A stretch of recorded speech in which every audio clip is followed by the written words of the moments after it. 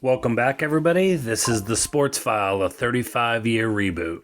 This is episode number 11. It's back from our vacation. We were away for a couple weeks here, and so on today's episode, we're going to be talking about the Broncos.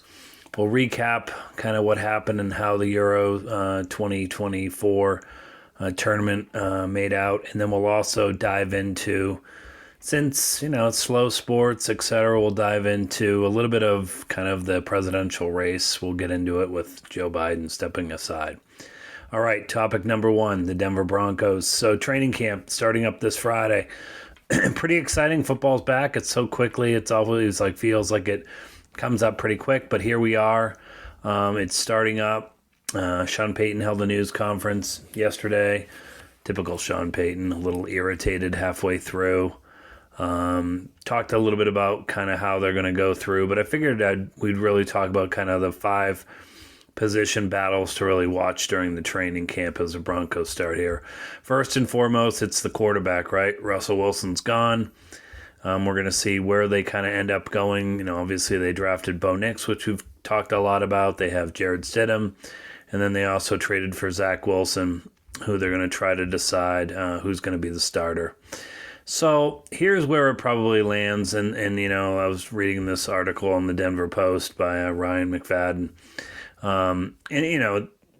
talked a little bit about how I believe that if Bo Nix isn't the starter, it's a huge disappointment. You drafted him at 12. Most of the experts had him as a later round pick. Sean Payton, this is his guy. This is who who he wanted all along. I would say, I really do think that Bo Nix should be the opening day starter. I think Broncos country here would want that too.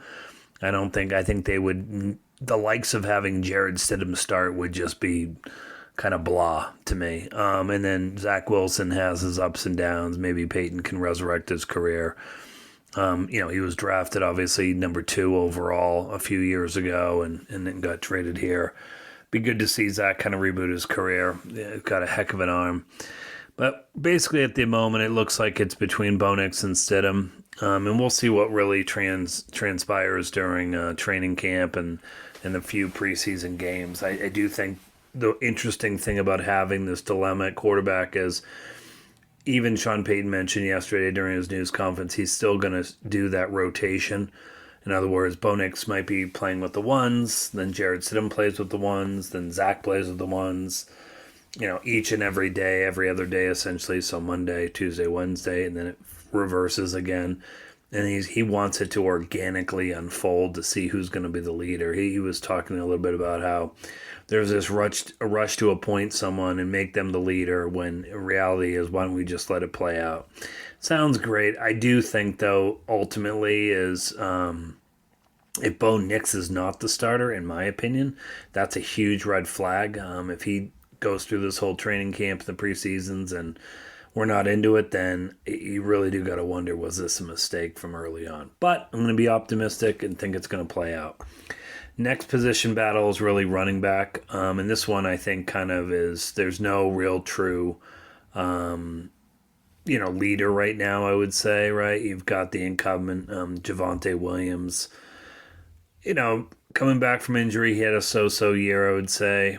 But Peyton would love to see this kind of play out. You've got Audric Estime, the 5th round pick, Blake Watson, who was an undrafted free agent.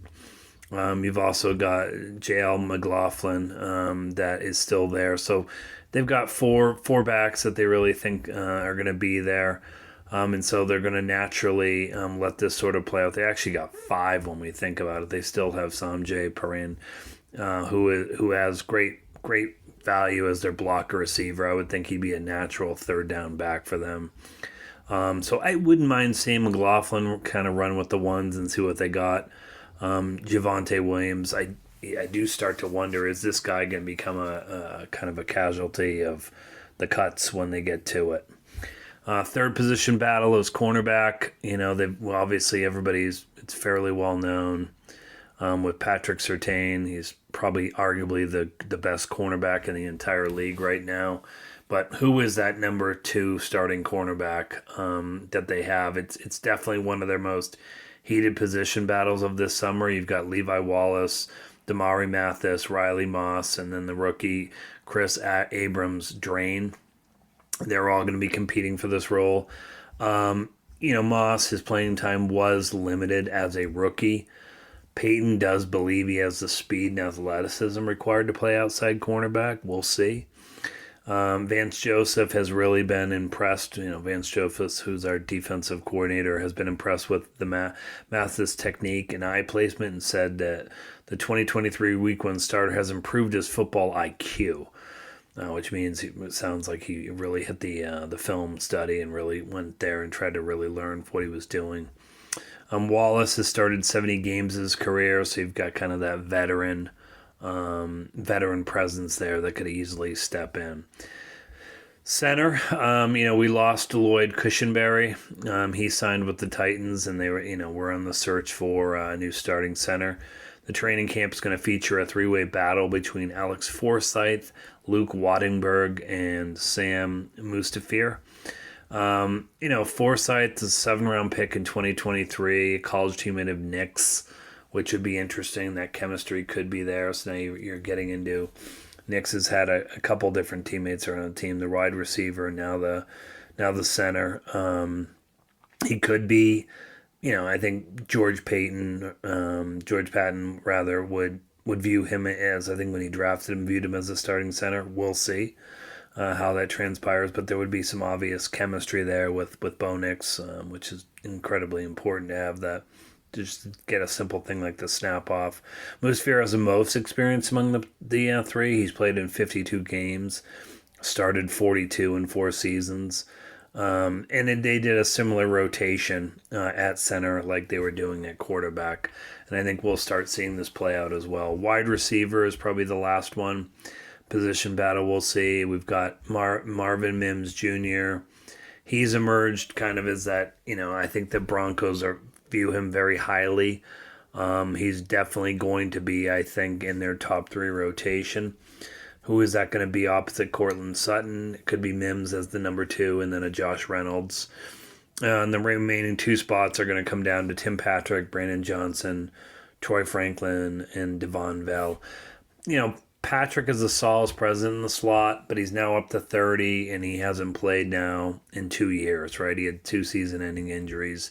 This, to me, reeks of a casualty. I know they renegotiated his contract, but you could definitely see them, cutting him loose this summer. Val's had a strong offseason program, and then the Broncos also have seen enough value in Franklin to trade up to him to take him in the 4th round. And the Franklin, who I mentioned a little bit earlier, alluding to, that was Nix's top target at Oregon. Caught 81 passes for 1,383 yards and 13 touchdowns. The added competition might make it hard for Johnson and little Jordan Humphrey to carve out roster spots. Looks like a pretty good competition here, what we got. We'll see where this heads, but I do think that Tim Patrick, I don't know where he's going to really land. I think look for him to be maybe a surprise cut as well. Hopefully he can stay healthy as well. Broncos did go ahead and sign their guard, Quinn Morenz, to a 4-year contract extension. Will run through 2028. It's about an $80 million contract, so he's going to be a pillar. So we'll see. It's here. Broncos training camp is ready to start, and we're going to see where this all plays out. All right, topic number 2, the Euros 2024 completed while I was away. Oh, England made it to the finals somehow. I totally bought in as the homer here and thought, we have a chance for Spain. And they sort of did. It was a competitive game. I think it's tough being an England fan. England is just, you want them, they're loaded, they're stacked. Is it Southgate? Gareth Southgate ended up, resigning, which I think we all know they kind of pushed him aside. I think they just can't get over the hump with Southgate. England rather ends up losing to Spain, which is, probably the best team right now in world football or soccer. They won 2-1. It just England, I really want to see them win They got such a great roster that, so deep. I think we saw some emerging stars and some of the veteran presence there with Harry Kane. I really want to see Harry Kane get this cup, and he just can't seem to get it at the club level or at the national level either, representing the clubs. So England, it's tough. I'm an England fan and I'm a Tottenham fan, and we're both trying to get the cups in both of these. It's like I must love misery because this is why I'm rooting for these two teams. But great tournament, super exciting to see the Euros play out. It was really a lot of fun watching the tournament. I love watching soccer being played at such a high level. We also had Copa America going on at the same time, but to me that wasn't the same as seeing the Euros take place. We'll see. England made the change. They decided to go in a different direction. Gareth Southgate announced he was, relinquishing his role as the manager of England.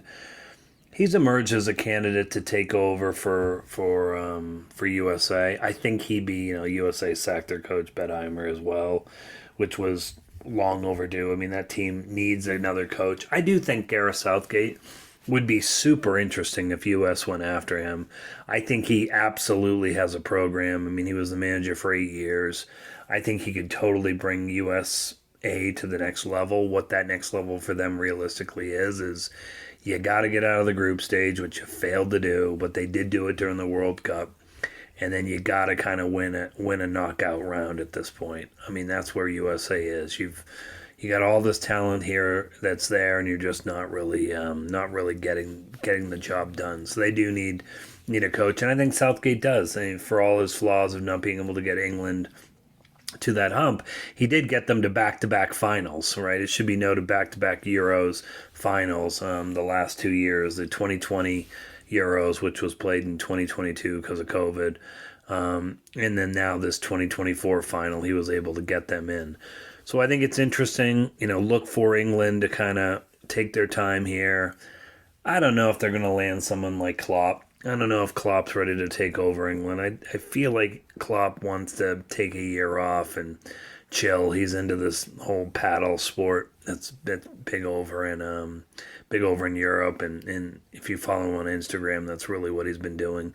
It'd be an interesting name to kind of consider to see what they do. Maybe they go with Pachetta, who was out there as well. We'll see. We'll see what England does, but another disappointing finals loss for England in the Euros. All right, topic number 3. We're going to get a little bit into politics, mainly because July and August is a tough time to talk sports. We don't really talk baseball on here. Went to a game last night to see the Colorado Rockies versus the Boston Red Sox, and made it through 6 innings before I told my kids, let's get out of here. This is one boring game. Baseball is, I don't know, I played it, loved it as a kid.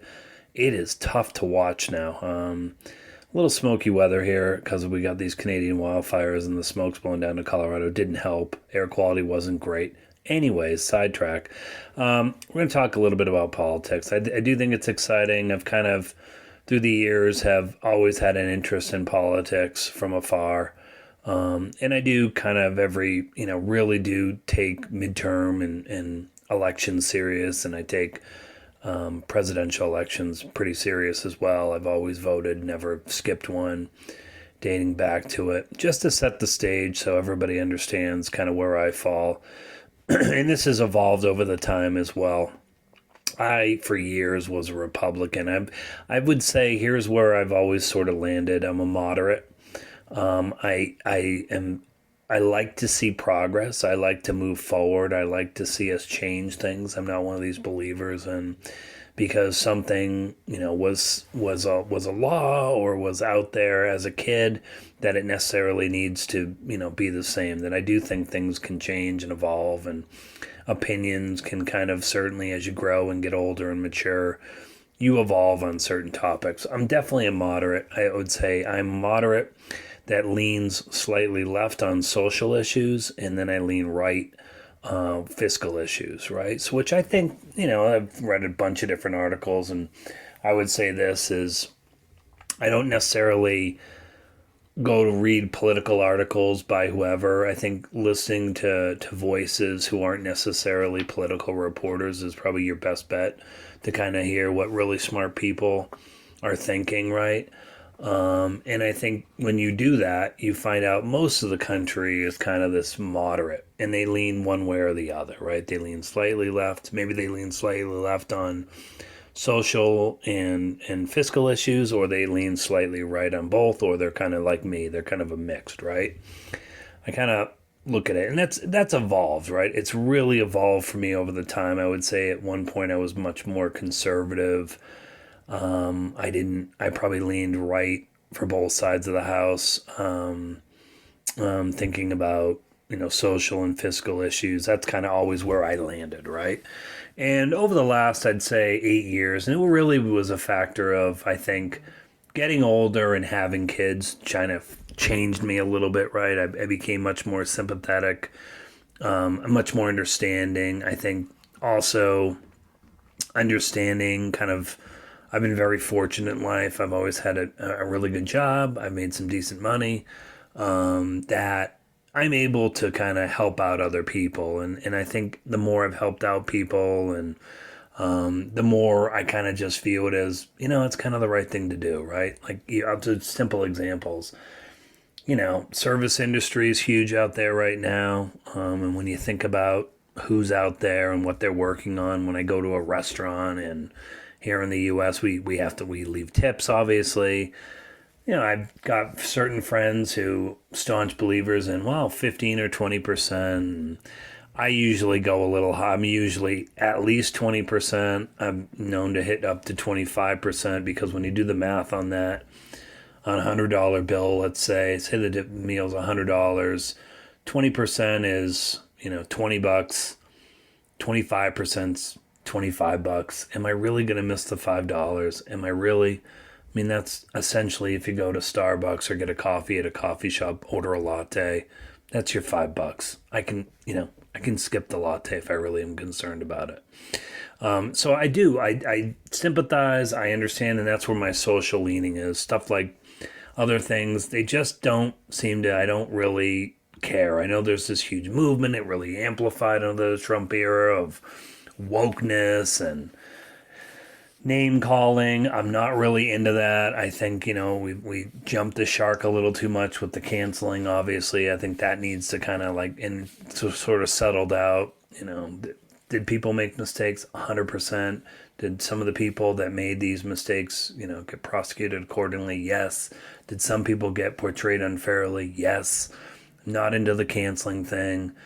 The wokeness, I think, let's get back to, again, being moderate about things, right? It's okay to evolve your opinions. You just don't have to start screaming that you're woke, you're this, you're that. Anyways, let's get after the presidential thing here. I'm not a Trump supporter at all. It comes down to simple things such as, not first and foremost, you're old. I'm not into old candidates, right? I was not into Joe Biden. Being so old. So this was going to be a tough election for me. Joe Biden versus Trump. I'm not going to vote for Donald Trump, because I think this guy, you've got to have values, and I don't think this guy had any sort of values. This guy here was a historic Democrat for many, many years. And now suddenly, when he ran way back when in 2016, he's a Republican, and quote him, if I ever run for president, I'd run as a Republican, because those people are idiots. So that tells you a lot about who the guy is and his character. Not a great guy. And people would say, oh, but he's strong, he's this. Sort of, right? I mean, he talks a big game. He knew exactly who to play up to when he got elected the first time, and I think he's doing it. He leads clearly with the conservative Christian evangelical voters love him. And then the other factor that loves him too, these are the two why he gets elected, are single white males that are typically not as educated as other people. So what he does is he will roll into a town and say, Pennsylvania or Ohio, these manufacturing communities, and say, we're going to make America great again, and I'm going to bring back jobs. He didn't do any of that. He didn't shore up the border. I'm going to fix the border. I'm going to do this. He didn't do any of it, right? The border is a complex issue, and he's definitely, in my opinion, does not have the smarts to fix it, right? I'm going to build a wall. I'm going to make Mexico pay for it. You built 57 miles of a net new wall. And guess what? Border crossings are still happening. And for all the people blaming Biden on the immigration, and yes, it was absolutely out of control. Yes, it needs to be fixed. The reality is he had the same laws that were in place in orders, executive orders that Trump did. He didn't change any of them. So these are Trump's policies that Biden just let go. And then, oh, by the way, he recently did the smart thing, which I was saying all along. Go talk to Mexico and have Mexico stop the crossings into their country as well, and have Mexico do something about it before they cross into here. Biden recently did that. So where we are now, Joe Biden drops out of the election. I mean, everybody knows that 3.5 weeks ago, that debate was just kind of sad. I found it really, really sad to see him sit up there. It's clear he's declined. One thing about a presidency, you can look at it, is even guys that go into it when they're young, they come out on the other side after 4 or 8 years and they look so much older. See Barack Obama went in full head of, black hair, came out a lot of gray. It's a stressful job, right? Really, really hard job. And Joe clearly accelerated. He, got elected as the oldest guy. He's going to finish out his term in his 80s now. We've never had a president go this long, and it's, it didn't end well for Reagan at the end with dementia, and it's not ending well for Joe. He's clearly on a cognitive decline as well as a physical decline. Just seeing him now, the way he walks and shuffles along, he looks how you would look when you're in your early 80s. And then you got Donald Trump, who's, not in great shape to begin with. I can't imagine another 4 years of Donald Trump, how he's going to look in his early 80s. Where he's also going through some cognitive decline issues as well, constantly, mispronouncing names or forgetting or referring to people as something else. So on Sunday, Joe Biden, this was a lot of pressure. You can really see what was happening behind the scenes. The Democrats were saying, we got to get him out of here. There's no chance, the party is bigger than the person, and this party needs to go against Donald Trump. They could see it happening, right? I think Nancy Pelosi still ratcheting it up, and it was just this really a drip campaign that occurred where every day for 2 weeks, it was another person calling for him to kind of step aside and do the right thing. And Joe Biden did the right thing and got out, right? Announces he's out 30 minutes later. I think a little bit of a surprise that it wasn't going to be more of an open battle and see who can emerge as a candidate.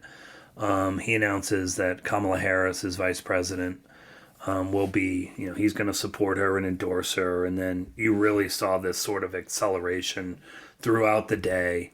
Many key Democrats coming out and endorsing her. It continued into Monday, continued into Tuesday, where essentially, if you believe what everybody's saying, the delegates from each state, which are meeting here over the next week or so, they're going to start meeting, I think it's August 1st, to kind of do a roll call and formally nominate the candidate before they get to the convention in Chicago later in August.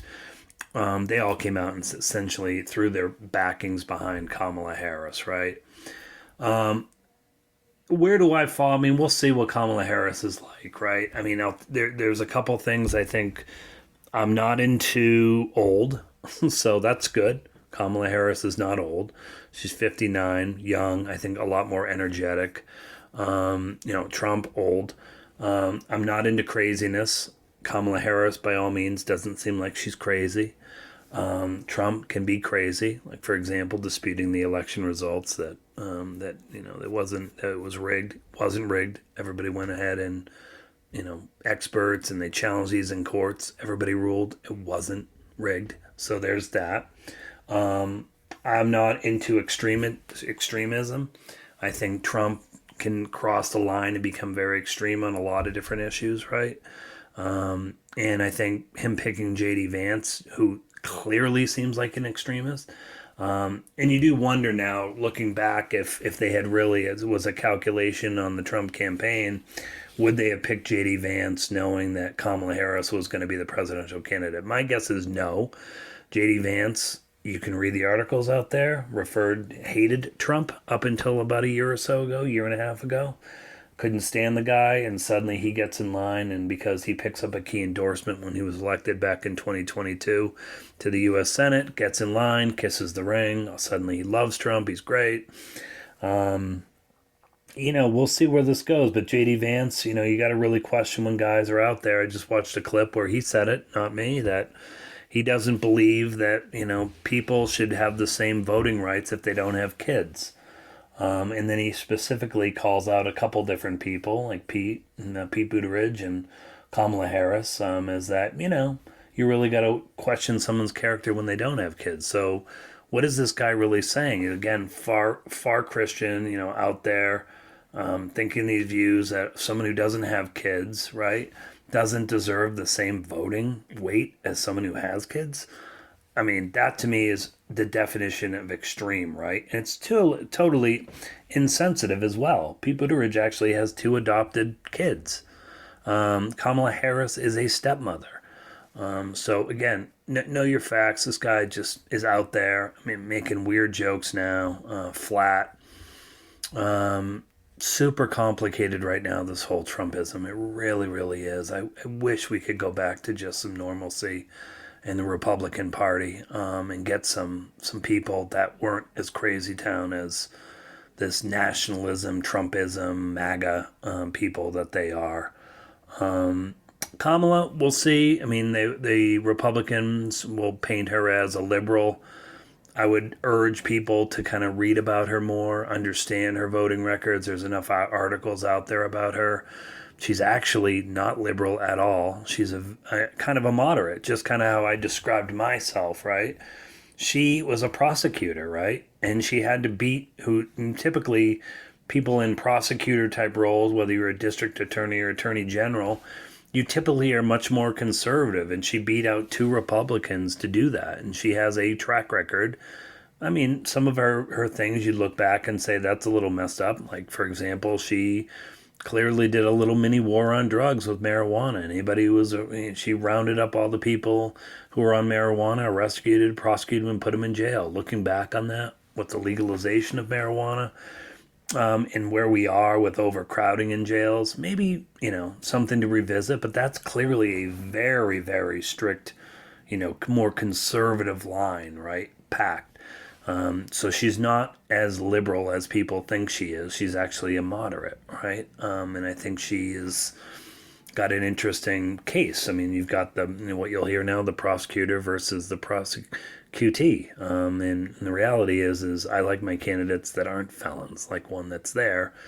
I'm just saying 34 guilty counts to 0. There's something there. Again, and also, another side note with Trump, when all of your closest friends and allies and people worked for you have been arrested and charged and convicted, you're shady. I'm sorry, you just are. You're hanging around with some shady people.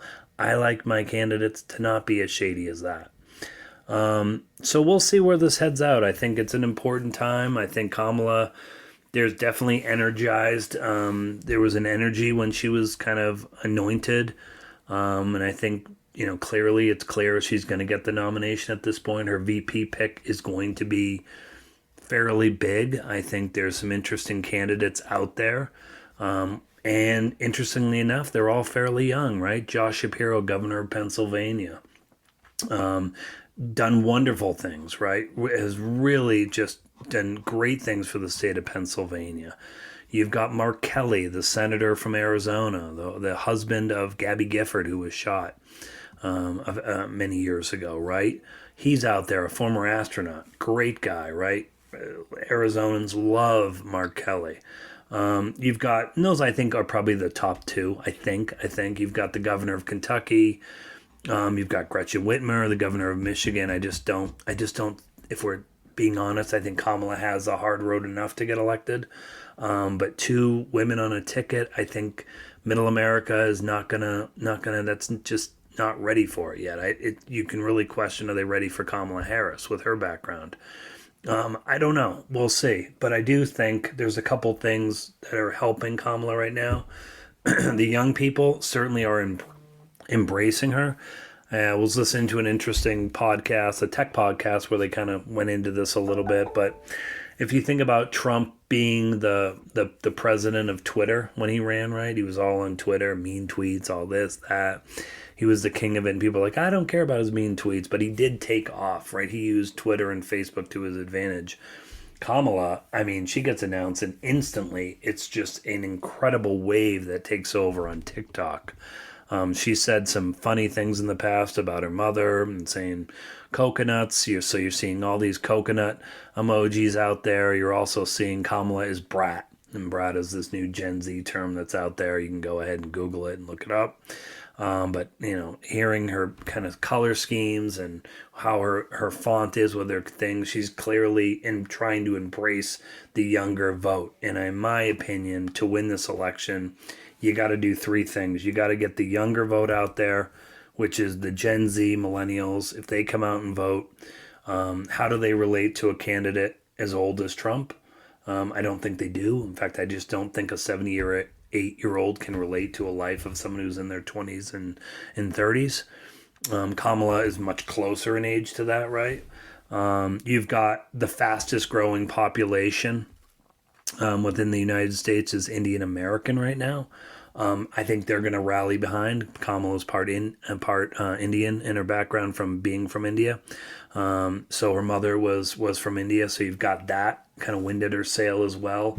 If you can get that Indian American vote to come out and vote for her, she's got that. She's got clearly her African American background as well. You get that to vote. But I think the third one is if you can get the suburban mom vote. They always say that's kind of how you win it. That's how Biden kind of got the 81 million votes, is the suburban moms came out and voted. So if you can get the Gen Z, the Indian American, and the suburban vote, I think Kamala definitely has a chance. I think this race is a lot closer. A latest poll, Trump was for the first time ever was leading in polls against Biden. He was always trailing in the last election. And so when he lost, it was kind of the polls, kind of stood its ground. Latest polls out is Harris is up 44 to 42% on a head-to-head race versus, Kamala versus Donald. So that's a 2%. But again, the margin error is 3, so essentially it is a tie. But when you add in RFK Jr., who's running as a third-party candidate, her lead then even grows even further, right? It turns out Kennedy is taking away votes from Trump. Kennedy gets 8%, Trump gets 38%, and Harris gets 42%. So you're looking at a 4% group. So where's this all going to end? I don't know. I think it's refreshing that we have some candidates at least out there in Harris and Trump. Heard this today. It's the first time since 1976 we don't have a Biden, a Clinton, or a Bush that are running for president. I'm all for fresh talent. And I welcome that on both sides, too. I think, on the Republican side, I think if we can finally move on from this Trumpism or whatever you want to call it, and tap into people like a Nikki Haley that are out there, even a Liz Cheney. Kind of those two candidates are traditional Republican candidates. I would look at them more like the Reagan candidates out there that were out there, right? Really looking at more kind of fiscally conservative, kind of leaning a little bit more socially, socially liberal. I think that's kind of the ticket, right? And that's where I think a lot of people in this country are falling, right? I do think this race has gotten super interesting. It's going to be great to see how it unfolds. Stay tuned. We're going to talk a little bit about this, not to make this a political podcast, but I like I said, to start this off, this topic I know has been long. I've been going on now here for close to 22 minutes talking about this. There's not much sports out there in July and August. It's tough. That's been the Sports File, a 35-year reboot. Please like, subscribe, and leave a comment wherever you get your podcasts, and I'll talk to you next week.